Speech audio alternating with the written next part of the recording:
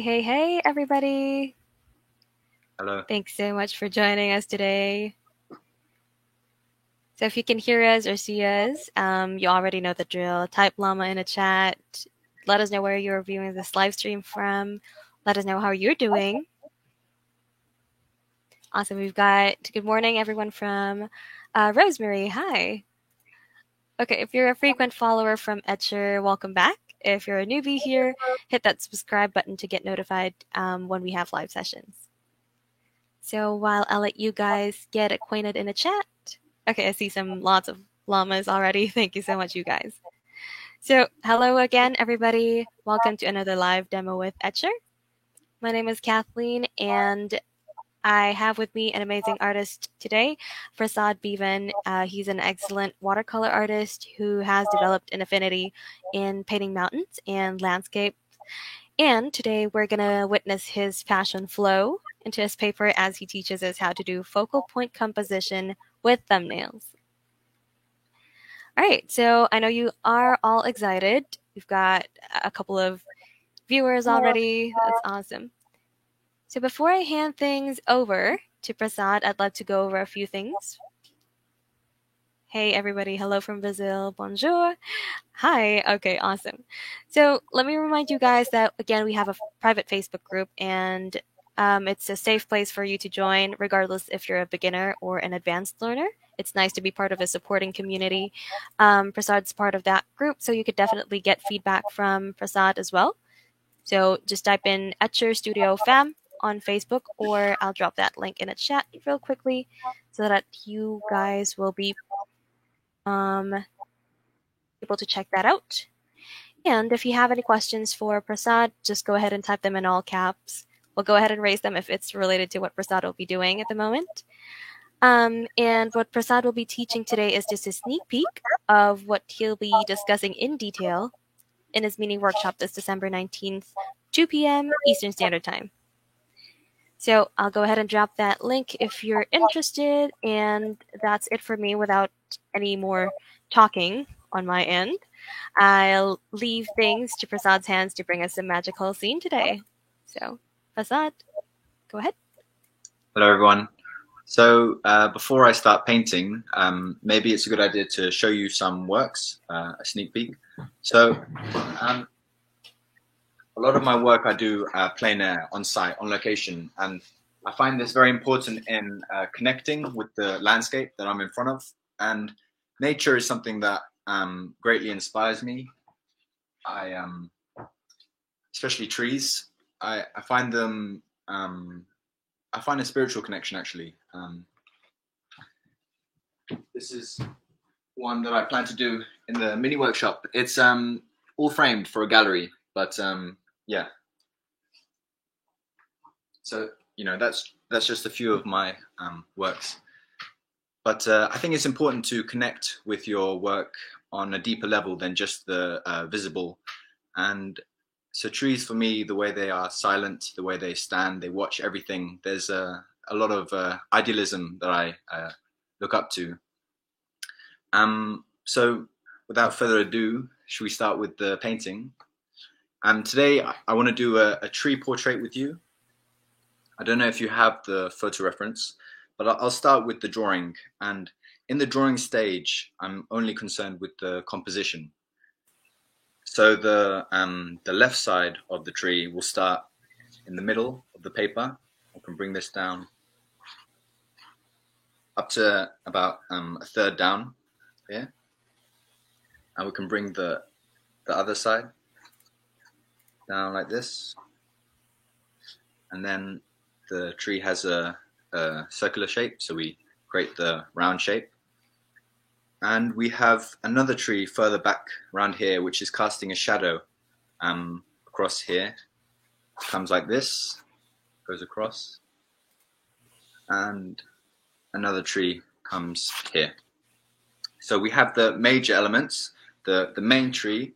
We have the foreground, the midground, the background. I'll include another tree here. And I find this very important to break this shape to create a branch coming across, and that integrates this tree with the rest of the background and everything. we have we have some details. We have some leaves. I always find it important to suggest shapes rather than in detail describe them. When you suggest something, then it leaves it open to the mind to fill in a little bit. So I've left some of the edges open, and I think that's a theme that runs throughout my work, connecting shapes. I think that's so vital in watercolor. So we have light coming from this side. It's coming across, hitting the tree and casting a shadow across here.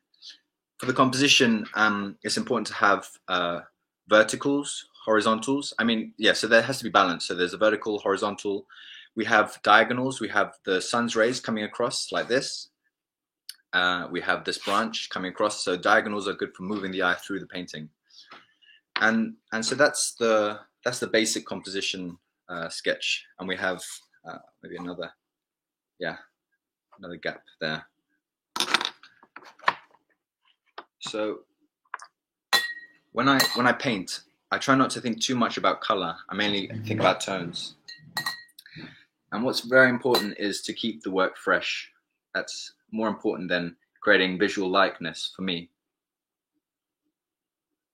And I like to use as big a brush as I can get away with for each shape. And I'm starting with a warm color. So in terms of color, I just think in terms of warm and cool. So this is a warm color. I'm starting from the top and down it comes. And I just want to soften this edge. So soften it like that. So let's continue. Coming down. And I don't worry about this branch yet.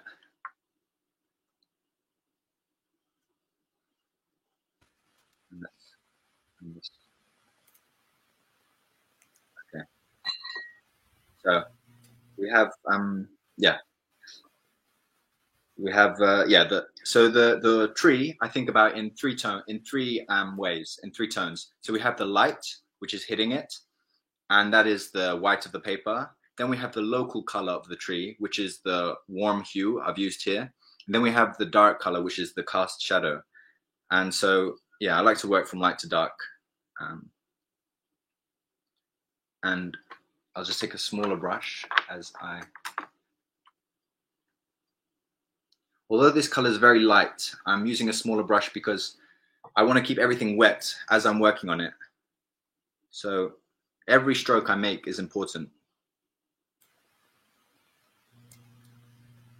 Hey, Prasad, while you're starting with these first few layers, I think it would be helpful for the rest of the audience to pretty much see our sketch right here. Is there any way to pretty much like darken it just a wee bit? To darken the painting? Oh, not the painting, but I believe they're referring to the sketch. They want to see the sketch?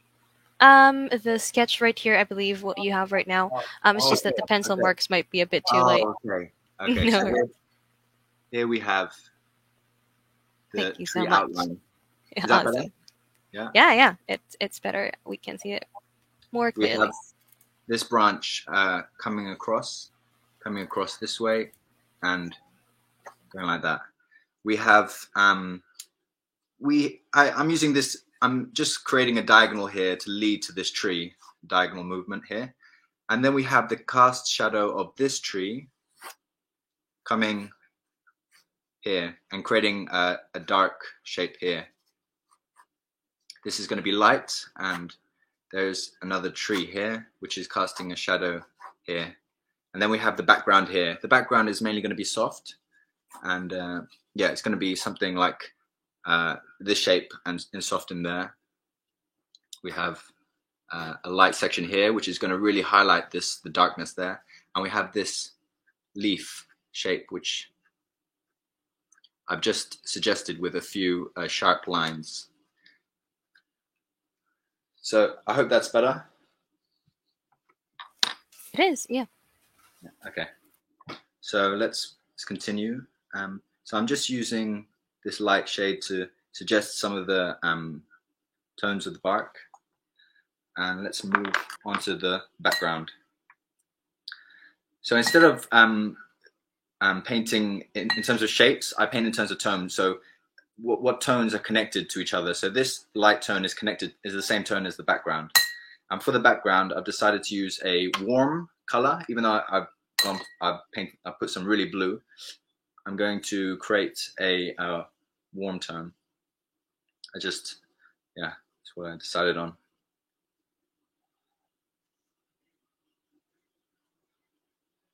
And let's keep it light. So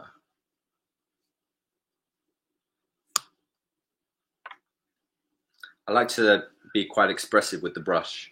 Make sure you mix enough, because we want to use the same wash for different parts. And we can, it's cool and warm. It's cool, warm, and I'm just mixing them together.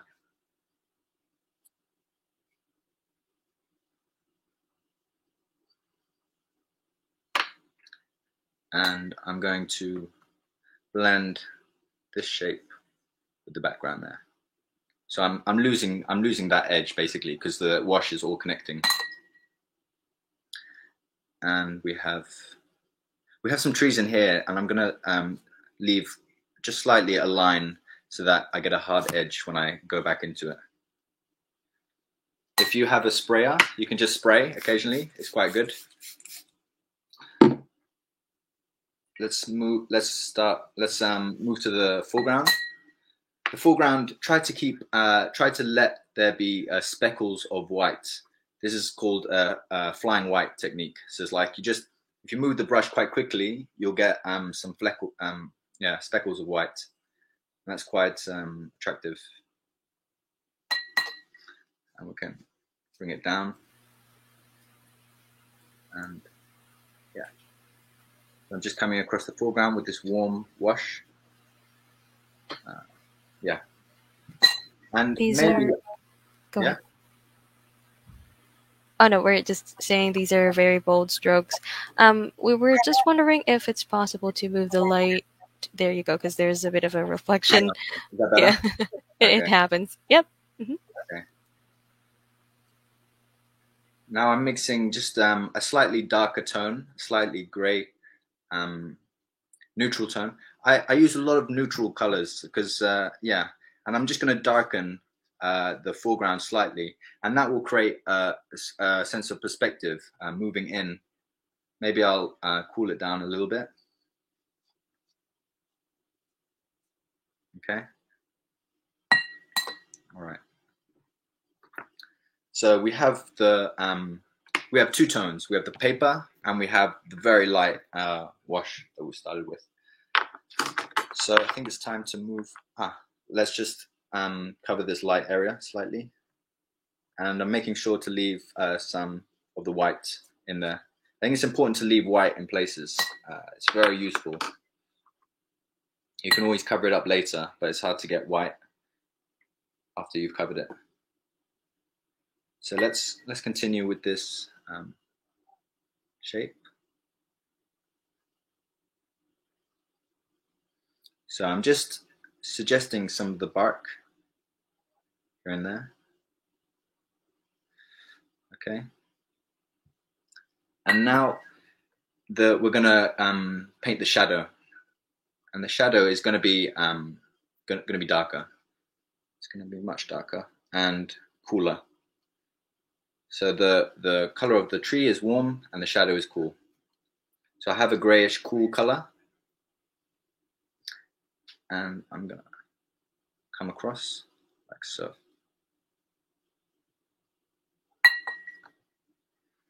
That looks quite dark, but once we put in the rest of it, you can use a lot of water. That's quite handy.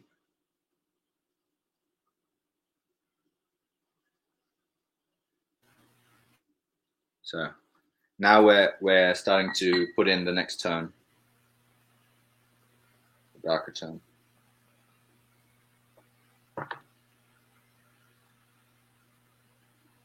Love the contrast it's bringing already. Just a quick question from the audience. You could go ahead and just continue painting. since the title we have right here is focal point composition for thumbnails, and we were most of them are actually wondering Where the where thumbnail? the thumbnail comes from, and I responded by saying you usually work in bigger paintings with bigger paintings. So can you expound more on that one, maybe? The thumbnails. So the thumbnails, I actually don't really know where that came from, to be honest. I always create little thumbnails because composition is so important. So I always create thumbnails, a little kind of, it's called notan. I think many Americans are aware of that term. It's basically the dark and the light abstract shapes that are creating the composition. And thumbnails are a really good tool to create that. So that don't know if that answers that question, but Yeah, it did. But I usually like what you have. All right, still got an echo right here. Sorry about that, Sandra. So yeah, Prasad usually works in larger scales, and what he has shown earlier for the mini workshop, what you'll be doing. And speaking of mini workshop, he still has one on December 19th coming up on 2 p.m. Eastern Standard Time. I'll drop that link real quickly. And go ahead again, Prasad. I'll let you take over again. okay, thank you. So yeah, now I'm starting to work in. I'm starting to create the form.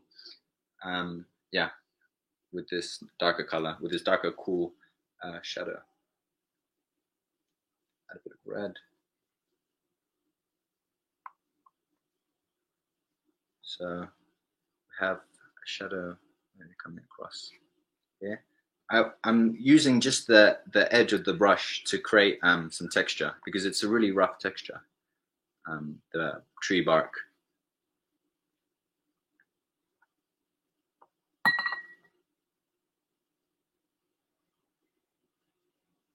Okay. And let's continue that shape across. Okay.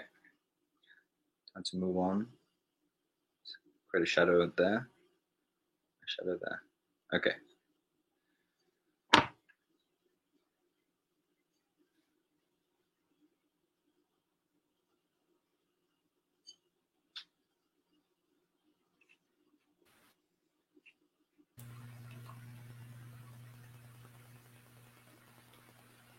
So I'm just slowly working in this cool light. And this is the reflected light here. So this actually has to be the darkest color. This is, yeah, the darkest tone. So I'm going to stick with the cool hue and go darker. So now we're getting some contrast. And you can see how the white is important because here now I'm going to get a nice hard edge, whereas here I'm going to get a soft edge. And allowing the paint to move around naturally, I think it's one of the beautiful properties of watercolor, the way the water just moves elements around. That's quite nice, so I'll leave it. So I'll let the painting kind of dictate elements as well.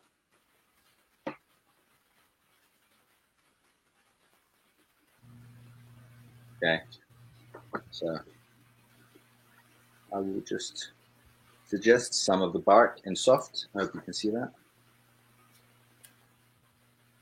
Yeah, it does see and it does show. Love the contrast right here. Just a question from Johannes right here.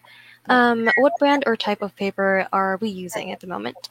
I'm using Palazzo paper. It's a handmade paper in Russia, from Russia. It's quite hard to get outside of Russia, actually. It's 100% cotton.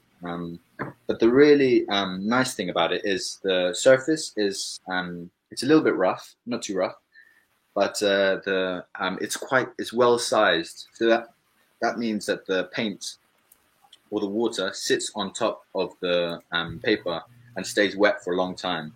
That's really important. It gives you a lot of time to paint, to connect shapes, to, yeah.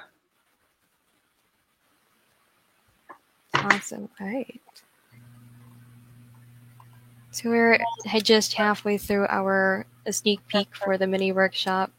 And look how much contrast we've brought into this tree already. So very lovely indeed.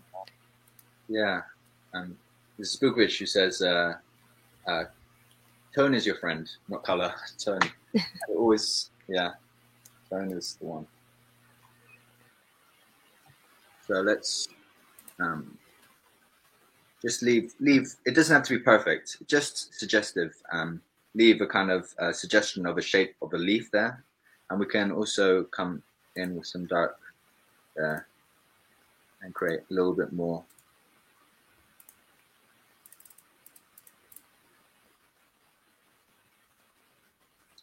Yeah, let it be broken in places. I think that's quite cool.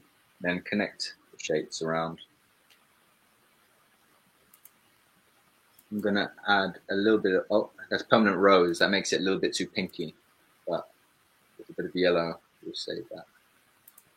And we can, while it's still wet, I think it's important to, yeah, let it happen. Let the shapes blend. And so while it's wet, I'm just suggesting some kind of shapes, some leaf. It's some leaf shapes in there. And I'm doing this on purpose because I want to lead the eye here to this. So it's about diagonals, moving the eye around the painting. So that's why I'm kind of creating this, the darks in this direction. Okay. So, okay. Let's put in this tree up here. There's one tree here. And you can just see where I put this line. Okay. Because otherwise this tree's a bit lonely. And use some water because this part is not important. I don't want to draw the viewer's eye to the corner. I'm losing the edges just there. And I'm keeping this dark tone cool. The light is warm, so the shadows are cool. If the light is cool, then the shadows are warm. So this shadow of this tree is coming across, and I'm just using it as a ploy to kind of highlight the light of this light there. And likewise, there's another tree here. Okay, it's a little bit it's not very straight, but that's fine. And there's another shadow coming across there. There's another shadow. And now we have, of course, the shadow of the main tree. So we'll just connect that shape. Yeah, like that. So we have the major elements happening now. This is quite a hard edge. It could work. It's okay. We can just break it slightly. So we have all the major elements working.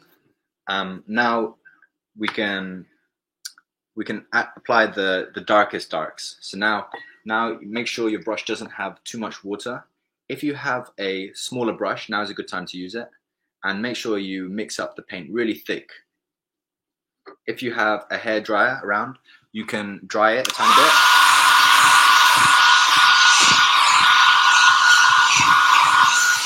But it's not essential. I actually like it if it's a little bit wet. This is still wet, but because there's so little water in the brush and so much pigment, I just took some water out.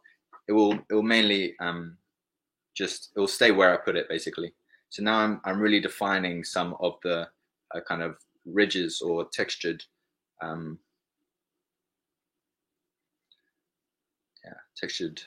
bark. Now suddenly this shadow doesn't look so dark anymore because this, I don't know if you can all see, it's much darker. And this here.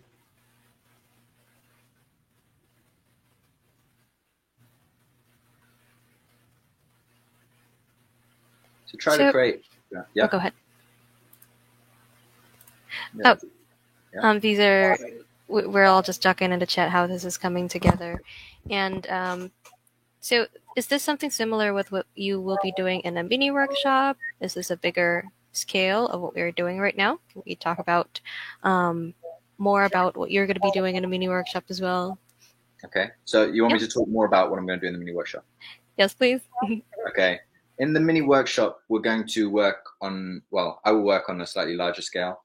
We're going to paint a different composition, a different theme.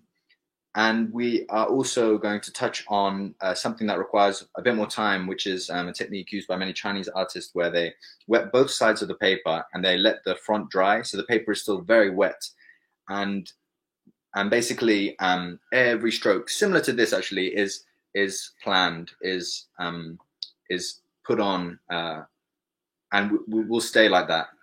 I mean, I don't know if that makes any sense, but we will be doing trees, but something slightly different and more detailed and a little bit more complex, hopefully. Awesome. And just like Prasad has mentioned, the mini workshop will be a 90-minute mini workshop, so it's a step-by-step process. You could definitely catch up with Prasad. He's going to show you his techniques in a slower manner. Yeah. And you could definitely interact with Prasad through the chat still. So yeah, I'll go ahead and drop that link again in the chat if you've missed the link earlier. Either ways, it's also in the video description. So I'm just, continuing with these textured marks and just moving them around. You don't have to do too many. You can easily overdo that. But yeah, I'll just leave it like that. And I guess for the final part, we're going to include this branch up here. So if your paper's still wet, that's fine.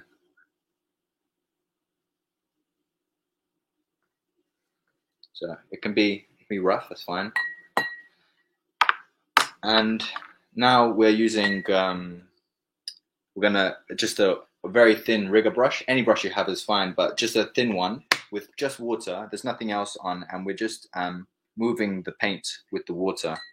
This is a really nice technique, which is very much in harmony with watercolor.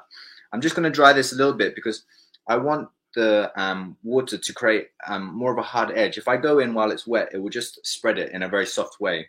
So I just want to dry it a bit more. So we've quickly muted Prasad just for the time being of having the hair blower again.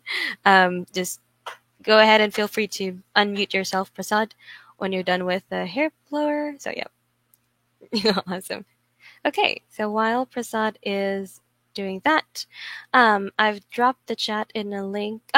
The link in the chat. Oh my gosh. And if you followed along Prasad today, go ahead and post your work on Instagram. And don't forget to use hashtag #EtcherStudio and tag at prasadbevan.art. So go ahead, Prasad, unmute yourself. Is that better? Yeah. Yep, awesome. Okay. Right. So now it's pretty dry. Let's take this rigger and let's go across. Let's see what happens. I should move it around. And there, we're starting to get some light there. It's a very nice soft technique. Oh, do it a bit more. Do it a bit there. And you can also, if you have a knife, you can also just create sharper edges like that. Now that's really standing out.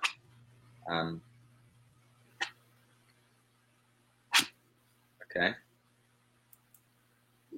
Don't try to avoid making like a V shape at the same joint. So like make them different angles and slightly different. Okay.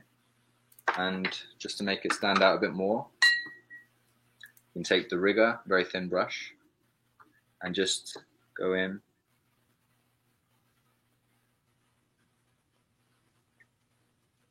And continue this branch coming up there.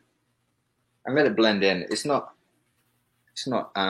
important up here. It's not the reason I put this branch there. The reason was to break the shape a little bit and create some light in the dark.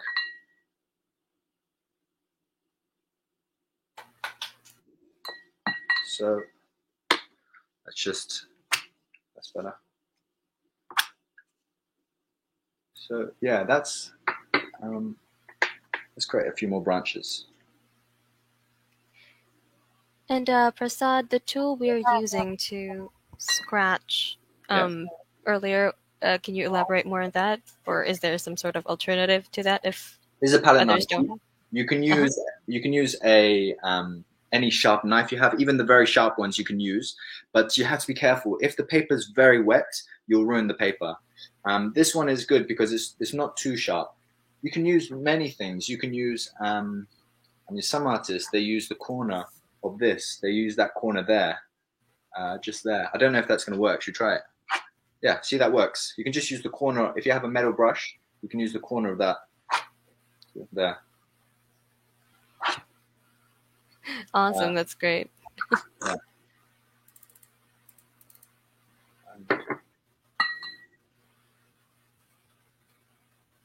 And finally, if you have a spray, you can just spray occasionally. It's really good for creating some nice effects and unifying areas. Maybe I can just with a tone that's not too dark, I'll just add one or two more ripples in there, and maybe even in line like that. So you can spend forever on this part, just kind of really doing all these little details, but the majority of it is done. If you want to suggest the leaf color, you can add some like yellow ochre color or raw sienna. You can just add red and yellow if you like. Keep the tone very light, and there.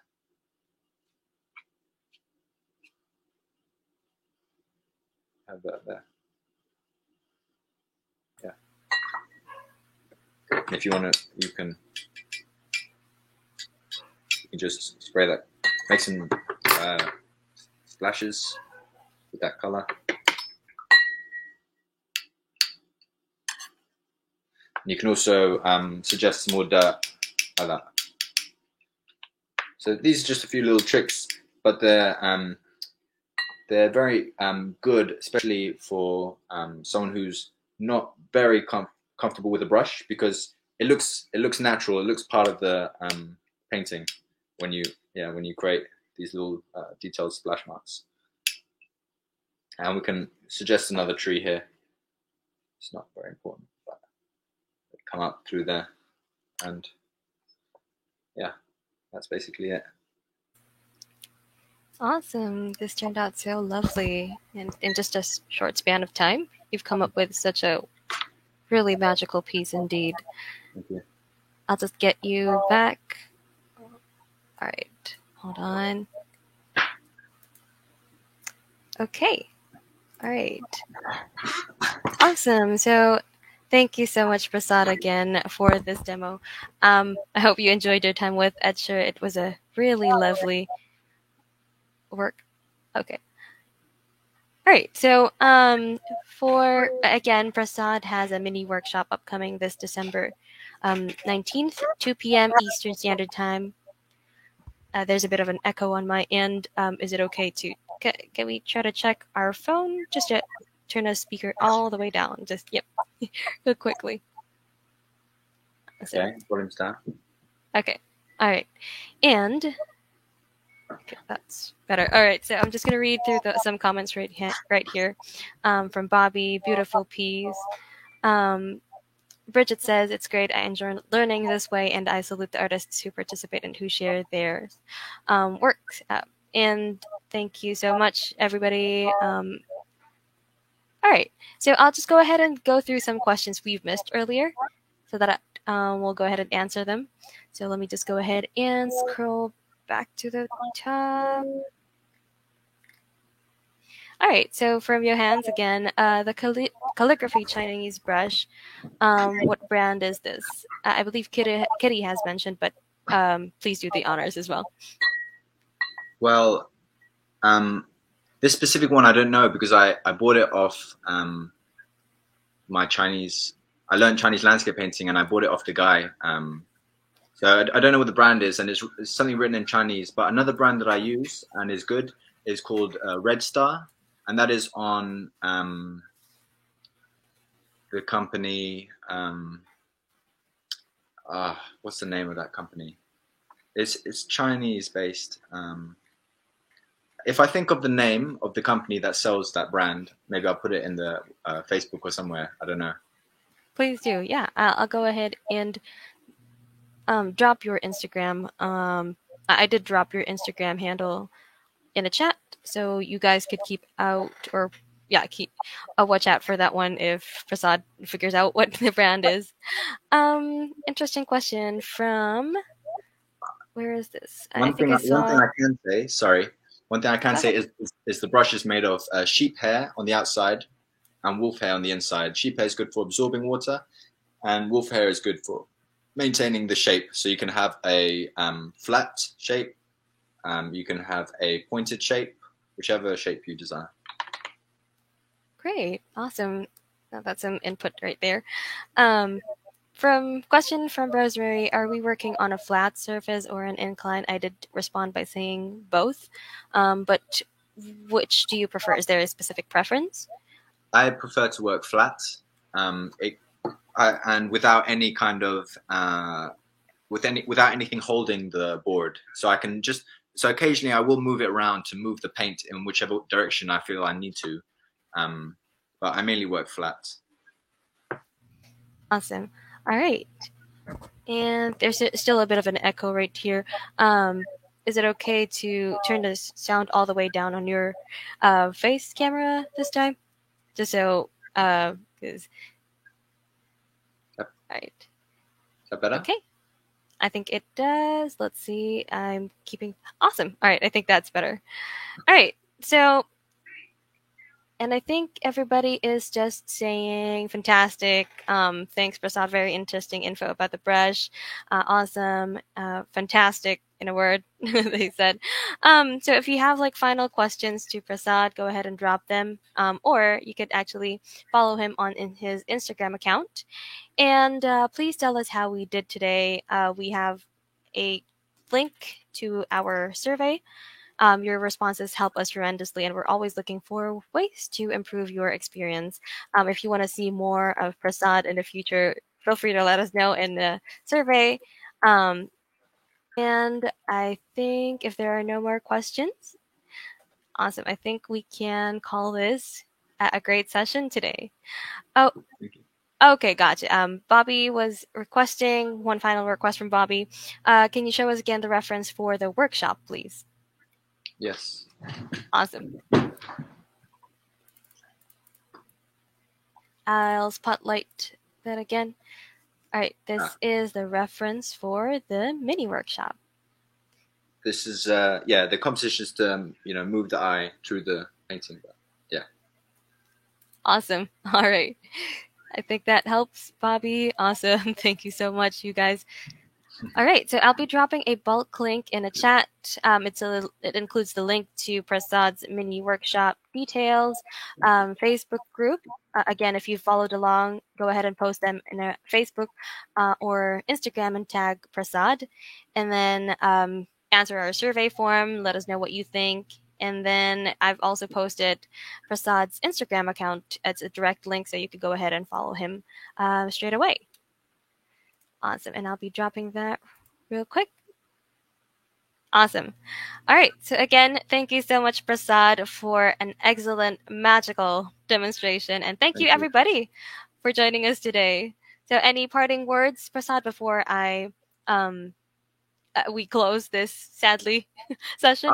It was a pleasure. It was a real pleasure. That's all. I look forward to seeing some of you in the mini workshop. Awesome. And I think everybody's very much excited as well in joining the mini workshop, given what you've shown them today.